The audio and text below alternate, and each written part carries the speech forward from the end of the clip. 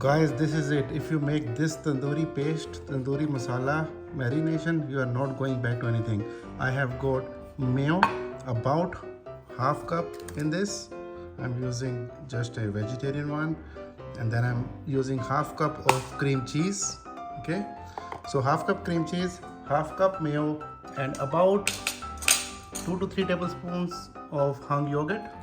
Okay, so this is our base, and to this I'm going to add 2 tablespoons of tomato ketchup right on the top. Okay, then I'm going to add ginger garlic paste 1 tablespoon freshly minced. Then I'm going to season it with roasted jeera powder, cumin powder. I've got lemon juice about 1 tablespoon. I've got tablespoon of Kashmiri chili powder. Then salt to taste, I'm adding about a teaspoon, and I'm also going to add honey. It will take easily 1 tablespoon of honey. That's it. If you mix this, the idea, the trick is you are going to make the best marination, best dip, best spread, which is tandoori and really flavorful, yummy.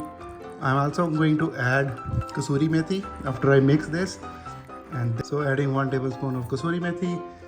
Continue whisking it, and this is a awesome tandoori paste. You can use for marination, you can use it for spreading it on the sandwich, or you can just dip it with your fries. It comes out really good.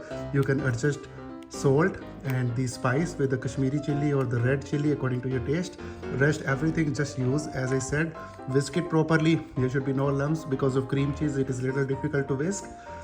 Once everything is combined, last but not the least, some chaat masala to give tanginess, about masala.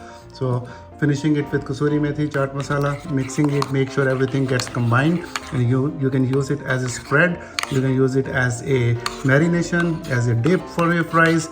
Just I would keep it in fridge for about 10-15 minutes, and that way all the flavors get combined, and it is ready to go.